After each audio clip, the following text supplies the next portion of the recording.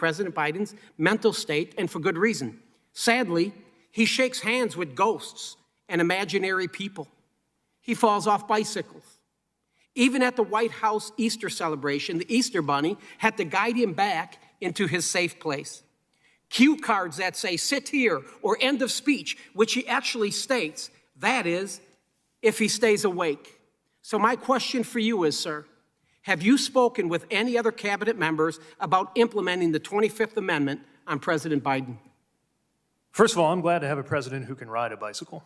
And That's the I question. will look beyond the insulting nature of that question and make clear to you that the President of the United States... Have you spoken to any other cabinet members about implementing the 25th Amendment on President Biden? Of course not. Please allow the witness know to answer. Have you emailed, this is my time, have you emailed any members with the executive branch about the president's health or cognitive decline, including text messages from your private phone? Boss as I have ever had the pleasure of working with. What about political appointees at USDOT? Have you spoken about... Gentleman's time has expired. I couldn't hear the question, I'm sorry. Well, Will you yield me 1 minute, sir? absolutely not. If you had yielded the secretary some time to actually answer the ridiculous question, you might have actually gotten something. We will now turn to Mr. Garcia for 5 minutes. I mean, really, you gotta love these Republicans making fun of Joe Biden for falling off his bike when the guy is 79 and still rides a bike basically every day. If only Joe Biden was the physical specimen that this guy was.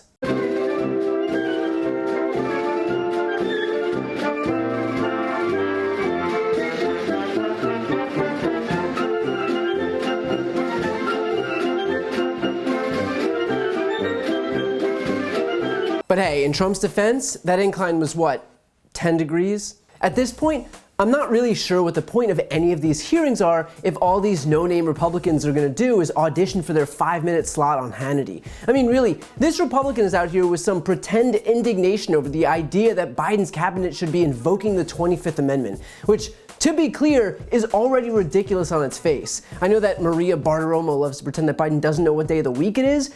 Biden unconscious is more qualified than Marjorie Taylor Greene, Lauren Boebert, Madison Cawthorn, or any other superstar Republican that they've made to be the face of their party. That's the first thing. But second of all, I find it so telling that the people yelling about Biden's cabinet invoking the 25th are the same ones defending Trump and disparaging the idea that his cabinet would invoke the 25th while that guy was busy inciting an insurrection.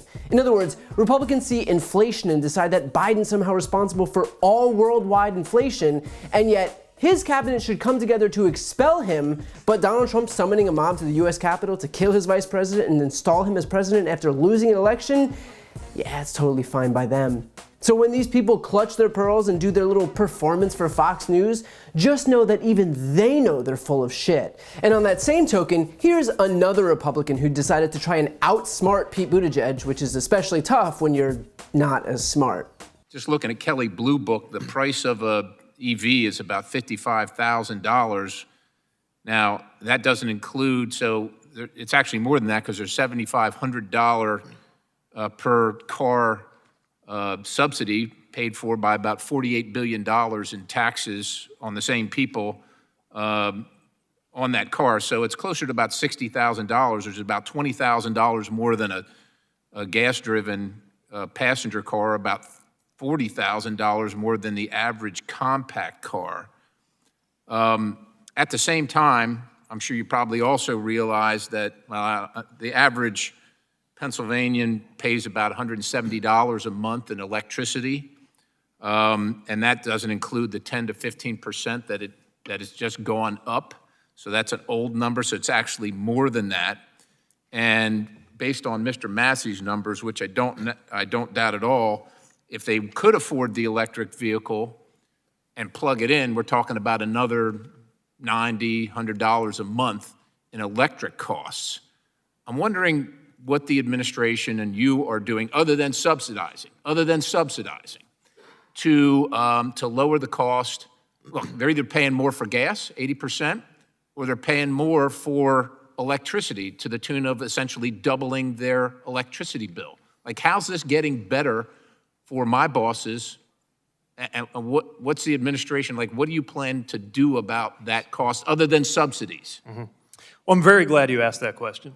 First of all, I want to be clear.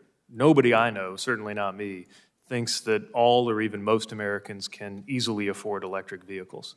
That said, I'm struck by this $55,000 number that keeps going around. I knew this might come up, so I just pulled a few of the latest prices. A Chevy Bolt, so an American-made 2022 EV is $26,595.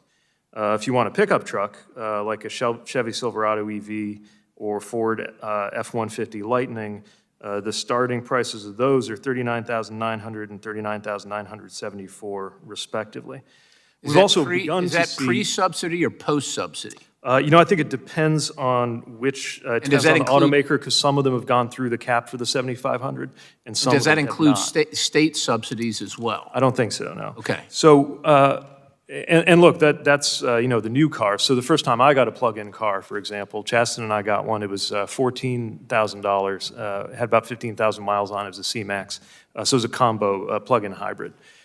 But what we're seeing in terms of the dynamics now is we're close to the point, and may actually be there on certain models and under certain circumstances, where the extent to which your car payment would go up is actually already outweighed by the extent to which your gas bill would go down, even factoring in the cost of electricity. Now, again, that depends on what electricity. So you're saying the market's bringing it down. And look, I got my numbers from Kelley Blue Book. So are those this year's numbers? What's that? Would those be this year's numbers? Actually, last year. So.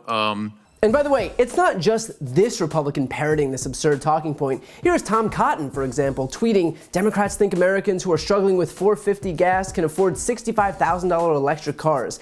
Here's the thing, and I'm gonna try to lay this out as simply as I possibly can. If you don't want a $65,000 electric vehicle, you don't have to get one. You can buy one for half that price. That's like saying houses are $5 million. Yeah, you can buy a house for $5 million. You can also buy one for $300,000. Pointing to an expensive thing doesn't negate the existence of a less expensive version. It just shows that you're being a bad faith hack trying to deceive people. You gotta love too how this is the same party that has a near monopoly on trucks, which have the worst gas mileage of any consumer vehicle, meaning that they'll happily buy trucks because damn it, it's a free country, but then those same people will turn around and post how much they just spent on gas to fill it up. But sure, party of personal responsibility. And finally, remember too that it was Donald Trump who rolled back vehicle fuel efficiency standards. I don't remember a word of pushback from Republicans. And now those same people are having fainting spells about gas. If it was that important, why were they so quiet when Trump was eliminating rules that would improve our vehicles' fuel efficiency? It's almost like, and I hope you're sitting down for this, it's all performative and these Republican play actors don't actually stand for anything. In the meantime, good on Pete for knowing what he's talking about and turning these guys' desperate attempts at a gotcha question on their heads. Maybe next time they'll actually come prepared, although I wouldn't exactly put money on it. Before you go, couple things. First, if you want to support my work, the best way is to subscribe to this channel. The subscribe button is right here on the screen. And second, if you want to see and hear more from me, check out my website, briantylercohen.com. That way you can get links to my podcast, merchandise, ways to donate to voting rights organizations, and so much more. The thumbnail is also right here on the screen, so go check it out. And as always, thank you so much for watching.